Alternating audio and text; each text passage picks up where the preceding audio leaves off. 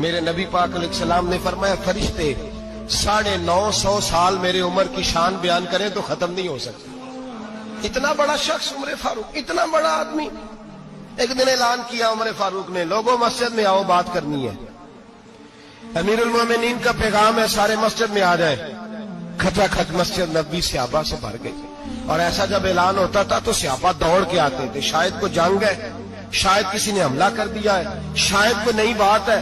دوڑے آئے لوگ، مسجد نبی کھچا کھچ بھر گئی. سیدنا فاروق اعظم رضی اللہ تعالیٰ عنہ ممبر پہ بیٹھے.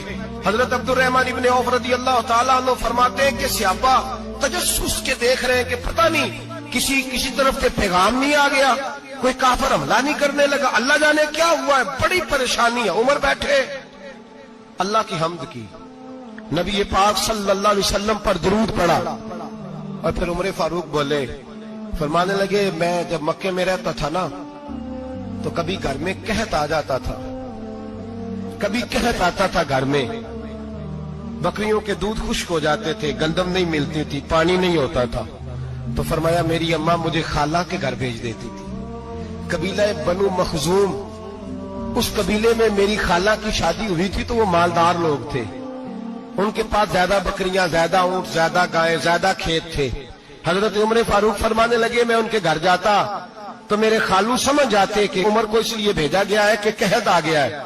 فرماتے ہیں وہ مجھے سویرے بکریاں چرانے لے جاتے، شام تک میں ان کی بکریاں چراتا. امیر المومنین عمر، ایک طرف مسئلہ یہ ہے کہ کیسر و کسرا کی دیواریں ہل رہی ہیں عمر کے نعروں سے، اور ادھر عمر منبر پہ بیٹھ کے خطبے دے رہے. فرماتے ہیں میں بکریاں چراتا، شام تک خالہ کے گھر جا کے مزدوری کرتا، اور فرماتے ہیں شام ہوتی تو ایک مٹھی کشمش مجھے دیتے وہ. آپ فرماتے ہیں میں بڑے قد والا تھا، ایک مٹھی کشمش ملتی ہے، کبھی ایک مٹھی کھجوریں، میں شام کو کھا کے سو جاتا. کئی مہینے یوں ہی گزرتے تو میری اماں کا پیغام آتا کہ علاج صحیح ہو گیا، میرے بیٹے کو بھیج دو. یہ بات کہی، حضرت عمر رونے لگے اور پھر کہنے لگے اب وہ وقت آیا ہے کہ لوگ مجھے امیر المومنین عمر کہہ کے پکارتے ہیں. بس یہ دو باتیں کی. عمر نے کہا چلو ظہر کا وقت ہو گیا، اذان پڑھو، اٹھو نماز پڑھے، اٹھو. اذان ہوئی، اقامت ہوئی، جناب عمر نے نماز پڑھائی، لوگ چلے گئے تو سیدنا عبد الرحمن ابن عوف یارانہ تھا جناب عمر سے، بازو پکڑ کے کہنے لگے عمر سیاڑا بندہ یار تو یہ دو باتیں سنانے کے لیے اتنا مجمع اکٹھا کیا تھا، یہ دو باتیں کہنے کے لیے کہ میں خالہ کے گھر جا کے مزدوری کرتا تھا تو ایک مٹھی کشمش ملتی تھی، ایک مٹھی کھجورے، یہ کہنے کے لیے کہ میں بکریاں چرایا کرتا تھا. تو حضرت عمر فاروق رضی اللہ تعالیٰ عنہ پھر روئے، پھر آنکھوں میں آنسو آئے. کہنے لگے عبد الرحمن آج نا مصر شام سے کچھ لوگ آئے تھے اور وہ بتا رہے تھے کہ عمر تیرا ڈنکا وہاں بھی بڑا بجتا ہے. وہ مجھے کہہ رہے تھے تیرے نام کے وہاں بھی بڑے دبدبے ہیں، بڑے تذکرے ہیں. تو میرا نفس مجھے کہہ رہا تھا عمر دیکھا تو یہاں بیٹھا ہے اور وہاں تیرے نام کا شور ہو رہا ہے، مجھے اس نے بڑا کیا ہے. تو میں نے آج مصطفیٰ کے سارے غلام اکٹھے کر کے اپنی اوقات بتا دی. میں نے اپنی اوقات بتائی ہے کہ میں کچھ نہیں، کوئی شے نہیں، کوئی چیز ہی نہیں، اسی کسے تے کچھ نہیں جے لگ دے، نہ کوئی ساڈا دردی. میں نے بتایا ہے کہ میں تو کسی کے بکریاں چرا کے ایک مٹھی کشمش لے کے گزارا کیا کرتا تھا. گزارا مجھے میرے کچھ ساتھی نا لے گئے گجرے والا سردیوں کے موسم میں، مجھے کہنے لگے سویٹر پسند کر لیں اپنی مرضی کا. تو میں نے کہا یار مجھے تو وہی مزہ آتا ہے جو میری اماں کروشیے سے بنایا کرتی، وہ پہلے ابا پہنتے تھے، پھر وہی سویٹر بڑا بھائی پہنتا تھا، پھر ہمارے کھاتے میں آ گیا. اور پھر اس کی تعریفیں ہوتی تھی غربت چھپانے کے لیے، اس کی تعریفیں ہوتی تھی بڑی محنت سے بنا ہے جی، کیا بات ہے، بڑا گرم ہے، تو اب چھوٹے بھائی کو دے دیا جائے. ہم نے کہا وہی زمانہ دیکھا ہے، وہی رنگ دیکھا ہوا ہے اور اس پر فخر ہے. اب تو لوگ جب کچھ ہو جاتا ہے نا، 2-4 لوگ جاننے لگتے ہیں تو لوگ فٹافٹ دعویٰ کر دیتے ہیں خاندانی رئیس اعظم ہوں، بڑی بات ہے. ایسی کوئی بات نہیں. جس کو اپنا آپ یاد رہتا ہے اسے خدا بھی یاد رہتا ہے، جسے اپنا آپ یاد رہتا ہے اسے رسول اللہ بھی یاد رہتے ہیں، جسے اپنا آپ یاد رہتا ہے اس کی نظر میں دوسرے لوگ بھی کچھ ہوتے ہیں. میں عمرے کے لیے حج کے لیے جاتا رہتا ہوں، رب مجھے اپنے فضل سے بلا لیتا ہے. تو میں ایئرپورٹ سے نیچے اترا تو ایک صاحب میرے جاننے والے تھے, دوڑ کے آئے اور مجھے کہنے لگے کیا بات ہے, سنا ہے اس دفعہ آپ سعودی ایئر لائن سے آئے, سیدھا مدینہ شریف آئے, کیا بات ہے آپ کی؟ اور میں نے کہا صاحب چھوڑ دیں, میں بھی جب پہلی دفعہ آیا تھا تو میں بھی بڑا گور گور کے ایئرپورٹ دیکھتا تھا, میں نے کبھی دیکھا جو نہیں تھا, میں بڑا گور گور کے دیکھتا تھا, کوئی ایسی بات نہیں ہے, یہ نظام قدرت ہے, بادشاہ کے فیصلے ہیں, وہ جب چاہتا ہے جس طرح کے چاہتا ہے فیصلے فرما لیتا ہے, تو یہ اس کے فیصلوں کی بات ہے. ہم لوگ نا جس حیثیت پہ ہوتے ہیں وہیں رہ جاتے ہیں, پچھلی بات بھول جاتے ہیں, اس لیے ہم چاہتے ہیں جو بھی ہمیں ملے جھک کے ملے, جو بھی آئے, اور یہ میرا آپ کا سب کا مشترکہ معاملہ ہے. میرے نبی پاک صلی اللہ تعالی علیہ وسلم نے صحابہ سے پوچھا تمہیں بتاؤں جنت کے بادشاہ کون ہوں گے؟ جنت کے عام لوگ نہیں, جنت کے, بولیے گا ذرا, جنت کے اللہ بادشاہ. جنت میں تو جانا بڑی بات ہے, اور حضور جنت کا بھی بادشاہ, ابن ماجہ میں لفظ ہے. تمہیں پتہ ہے جنت کے بادشاہ کون ہوں گے؟ تو میرے مصطفیٰ کریم صلی اللہ تعالی علیہ وسلم کے غلاموں نے کہا حضور ہمیں نہیں پتا.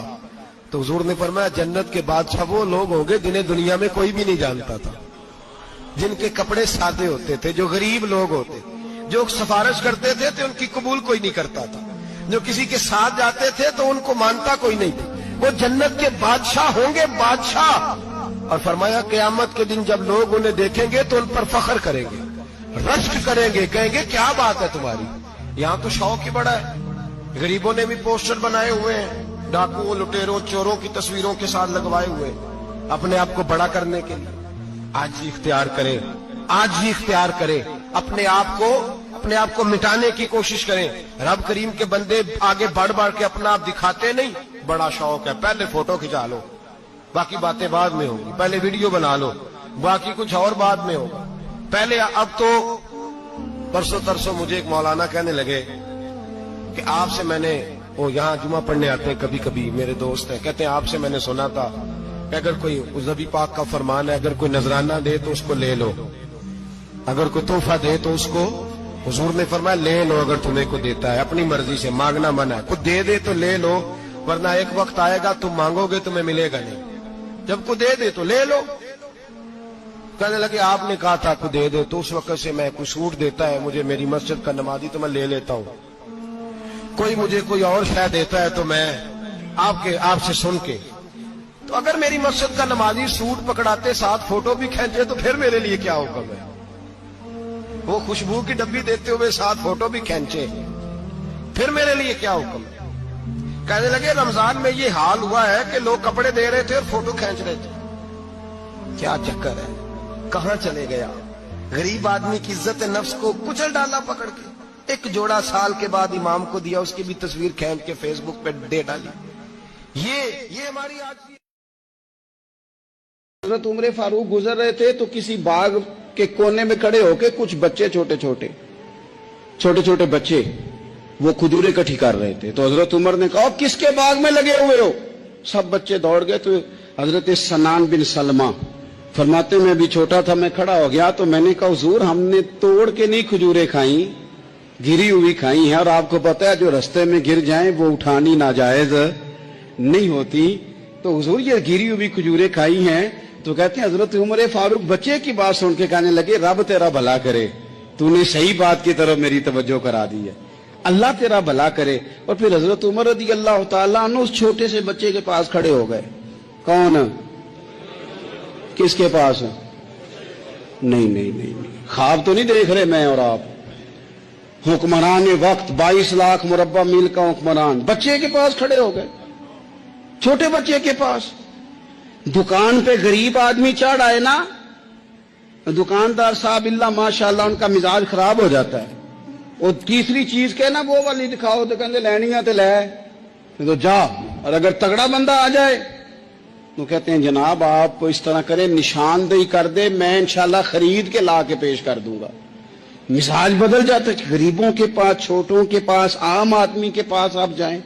ہمارے حکمرانوں کا غریب آدمی سے گیپ بہت زیادہ ہے, پیروں کا غریب آدمی سے گیپ بہت زیادہ ہے, بڑے علماء کا عام آدمی سے گیپ زیادہ ہے, تاجروں کا عام آدمی سے گیپ زیادہ ہے, शीशे के बड़े बड़े मोहल्लात में, सोसाइटियों में बसने वालों का गरीबों से गैप ज्यादा है, इसलिए अमीर गरीब की तफरीक बढ़ गई है, हालात और तरह के हो गए।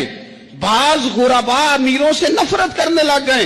हमारी शादी ब्याह तकरीबात अफ्तारियां, उनमें हम अपने लेवल के लोग बुलाते हैं जिनसे हमें कारोबारी जरूरियात वाबस्ता होती हैं। हमने इस तरह का माहौल बनाया, उसका नुकसान ये हुआ है कि मुआशरे में कई किस्म की सोचें पनपने लगी हैं, वसवसे गालिब आने लगे। बाजों का तंग आमद बजंग आमद, जब गरीबों के बच्चे ज्यादा तंग आते हैं फिर हथियार उठाते हैं, फिर कलम छोड़ देते हैं। सोचने की जरूरत है मुल्क में कि बुराई जन्म लेती कहां से है। यहां तक उतर के हजरत उमर फारूक इन लोगों से प्यार करते। अब वो बच्चे ने बात सुना दी हजरत सनान बिन सलमा ने, तो जनाब उमर फारूक से बच्चे ने फटाफट एक और फरमाइश भी कर दी। कहने लगा हुजूर मैंने खजूरें ज्यादा जमा कर ली हैं, वो मेरे दोस्त सारे भाग गए हैं आपको देख के, अब मैं जब जाऊंगा ना तो खजूरें मेरे हिस्से की हैं, हूं मैं गरीब बच्चा, माड़े घर से ताल्लुक है, वो मेरी खजूरें छीन लेंगे। हजरत उमर के साथ सिपाही भी थे, सारा कुछ भी था। हजरत उमर ने बच्चे का बाजू पकड़ा, फरमाया चल मैं तुझे तेरे घर छोड़ के आता हूं।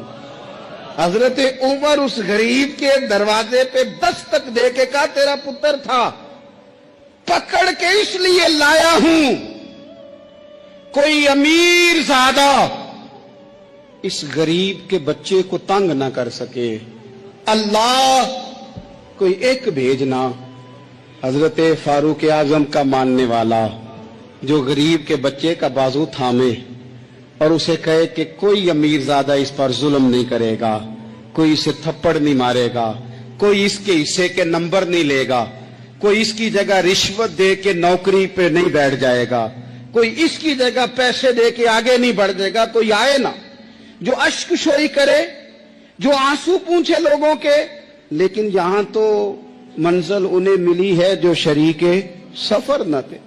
मेरे अजीजों, इस नहज पर दीन ने हमें असबाक पढ़ाए, इस नहज पर। हजरत उमर छोटी चीजों का, मस्जिद नबवी शरीफ में आपने देखा दो लोग ऊंची आवाज में बात कर रहे हैं, तो हजरत उमर ने फरमाया इन्हें बुला के लाओ। बुला के लाया, फरमाया तुम्हें पता नहीं ये हुजूर की मस्जिद है। ला तरफाउ अस्वातकुम फौका सौतिन नबी, ए पाए नजर होश में आ ये कुव्वे नबी है, आंखों से भी चलना यहां बेअदबी है।